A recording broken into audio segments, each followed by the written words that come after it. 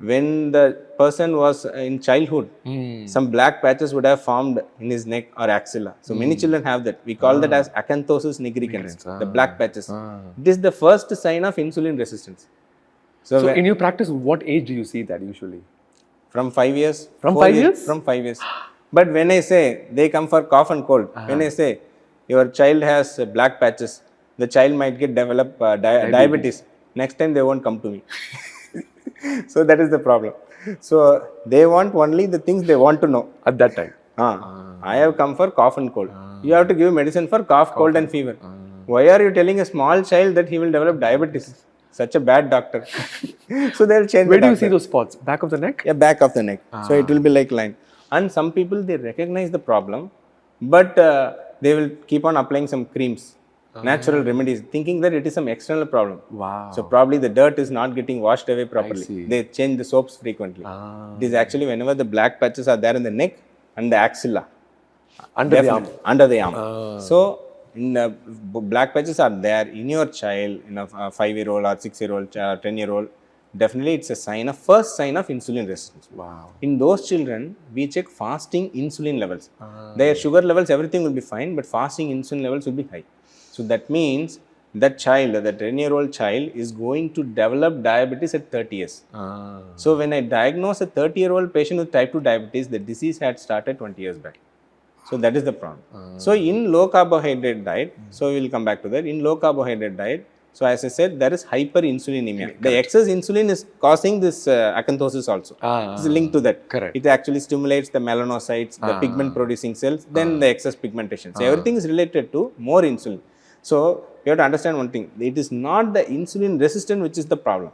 Because of insulin resistance, body is producing too much insulin. That too much insulin is going and damaging every organ. It goes and damages the ovaries. That is called PCOD.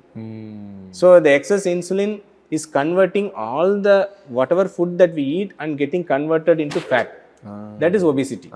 So in obesity, what we say, the obese person, if we say, okay, restrict your calories, the person will not be able to do that. Because what happens, if he tries to restrict his calories, already he is insulin resistant. Correct. And there are circulating insulin levels are very high. So if the circulating insulin levels are pretty high, and the insulin level is waiting to store fat, because it is not able to act on the muscle cells to convert the glucose into energy, because he is already insulin resistant.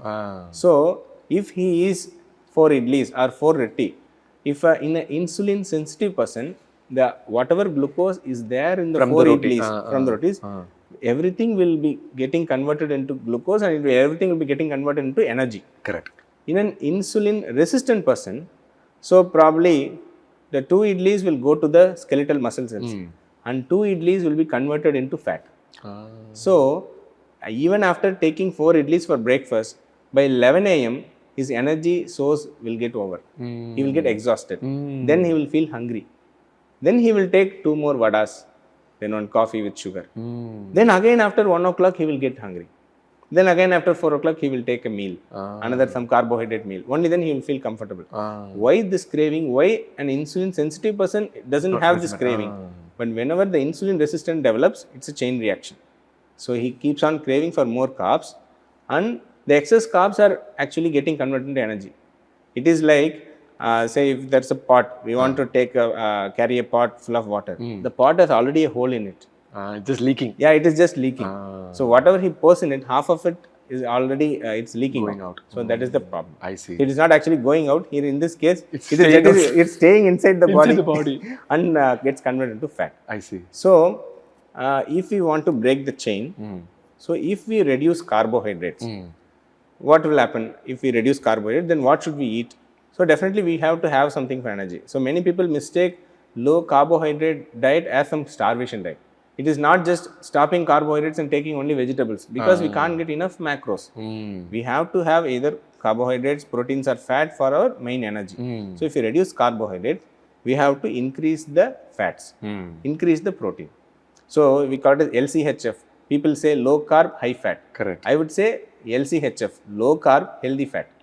When we say high fat, everyone gets a fear. Okay, it's a heart attack. It will get converted. It will clog the arteries. No, it is not healthy fat. So we can choose healthy fat options. It is not high protein, it is adequate protein. So most of the people are not getting the enough protein. So healthy fat, adequate protein, adequate fiber in the form of vegetables, and low carbohydrates. That is the carbohydrates from the millets, grains, any form of carbohydrates. Definitely no to all the refined carbs, processed foods, all the packed food. Definitely they contain tons of carbohydrates. So when you cut down all that, increase the proteins, increase the healthy fat, increase the fiber. Then what happens? The insulin level comes down. So once the insulin level comes down, every problem gets corrected on its own automatically. So every problem means the sugar levels start plummeting down from day one. So person is obese, or even it works even in lean type 2 diabetic. Even the person is lean and type 2 diabetic, he will not reduce weight at all. Just because he has reduced the carbohydrates, the insulin requirement is less. So from day one, his sugars will start falling down. From day one, for a diabetic, we will say reduce our medications into half. For 80% of the type 2 diabetic, with a low carb diet, we will be able to wean off the medications completely. Within a span of 15 days or even 1 month. So that is the thing. Then every other problem. So high triglycerides.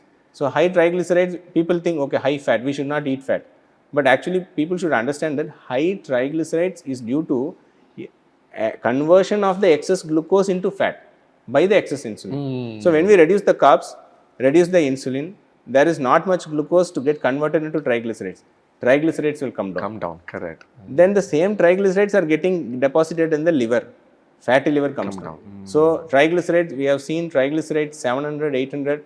Normal is around like 400, right? 300. Normal is less than 200. Less than 200. But whenever these insulin resistant people usually have triglycerides in the range of 500, 600, 700. And many even doctors by mistake just give statins. Statins reduce only the cholesterol, LDL cholesterol. They don't reduce the triglycerides at all. Correct. That's a separate group of drugs for the fibrates. Correct. But still even fibrates do not reduce triglycerides to that much extent. Correct. Say if it is 600, it will reduce to 400 or 300. Fibrate is the drug to lower the triglycerides. Lower the triglycerides. But in case similar to statin, fibrate is also a drug. But usually when we think that cholesterol is elevated, everybody is on statins. That is the problem. So, but if the same person is started on low carb diet, triglycerides will fall. So people will fear that I'm already having enough fat in the blood. So what will happen if I eat more fat?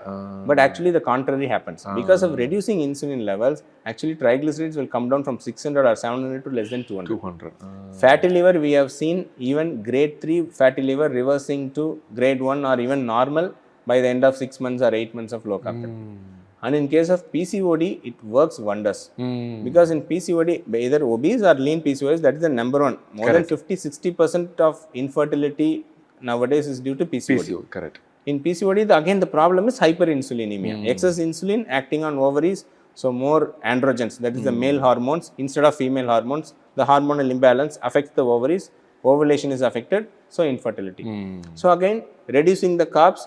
So I have seen people like 10 years, 12 years of infertility who have tried IVF multiple times, IUI 15 times, 20 times, IVF 2 to 3 sittings, but with simple low carb diet, they just get conceived within 4 to 5 months without any other drugs. So to such an extent, it reduces the insulin level. So everything is revolving around the same insulin. Same insulin. So one additional advantage over the time restricted is that in time restricted feeding, for obese people, the effect will be better. Very good. It will be very good. Right. And it can be even comparable to a low carbohydrate diet. Right. But in case of lean people, lean diabetic, lean fatty liver, and lean PCOS, in any other restricted diet, actually the weight loss will occur. But only in low carb diet, without reducing the calories, they can still follow a low carb diet. A 50 kg woman with PCOS can still follow a low carb diet without reducing weight, but she can reverse PCOS and get conceived with that. So that is the beauty. Wow. So in every aspect, it works through the revolving around the reducing the levels of insulin. Right. So I'm just going to summarize for the audience. Yeah. So basically, we have to protect our insulin like our Rajamata. Yes. Right. So that insulin, my method of not eating late at night will give rest, but our discussion of low carb will actually make sure that the insulin is not working that much. At the same time, because of insulin resistance, the problem is that you don't have insulin, you have too much of insulin, which is not working properly. and your pancreas is secreting so much. So when you decrease the carb, this insulin will go down, which means that it will start working again, which will decrease your fat. So if you have more fat, the answer is not to decrease the fat, the answer is to decrease the carbs. Super. Now we understood how low carb works. I'm really concerned about our kids. Okay, as an Indian parent, okay, I have the same mentality as every other Indian parent, is that anything can happen to me, but if there's something happens to my kid, I will do everything possible to save the kid. Correct? You're compromising my lifestyle. So in your practice, is diabetes happening much earlier than in your previous practice in the last like 5 years, 6 years? Yeah.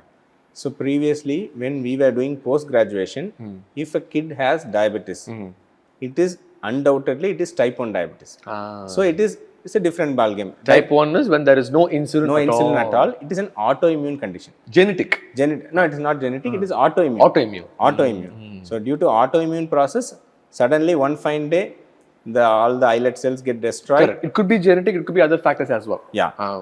Autoimmune is whereas there's a triggering of immune system. That your body thinks that your pancreas doesn't belong to you. Yeah. And it starts eating up the pancreas. So that is type 1 diabetes. But sadly, nowadays, in kids with obesity and due to all this rising trend of obesity, we are seeing all features of metabolic syndrome in kids. So I have presented a paper in like recent state level pediatric conference. Okay. Just analyze my 50 obese kids recently who came for pediatric obesity management. Okay. So when I just analyze the results, I could find that around 10% already have pre-diabetes. What age group? 8 years, 10 years. 8 to 10. 8 to 10 years. Pre-diabetes. The HbA1c is already 5.8, 6. And I have a kid who is 5-year-old. You won't believe, she has HbA1c of 8, but she is type 2 diabetic. She is obese, 40 kg, with full of acanthosis. Wow. She is type 2 diabetic at 5 years. No one will believe. I discussed with the endocrinologist. She said, least I have seen is 8 years type 2 diabetic. But she is the first time, even she, endocrinologist, seeing a 5-year-old kid with type 2 diabetic. What did they come to you with? No, they came for weight loss. Weight loss. We were concerned about the same black patches and weight loss. So when we just routinely we check the sugars and all that, HbA1c was already 8. But in our culture, being big, it's a sign of prosperity. Yeah. Right? So the kid is big, we feel happy. Yeah. So when should the parent be aware that, okay, there is some problem with this weight gain? Yeah.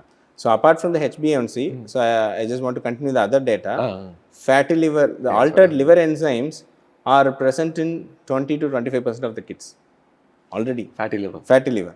So altered liver enzymes are around 80, 100, something like that. Then high triglycerides, more than 200, 250, already in around same 20 to 25%. So even though we say obesity, generally the regular practice is that whenever a child comes with obesity, generally all the doctors check on thyroid levels. They check on thyroid levels and they will say thyroid is normal.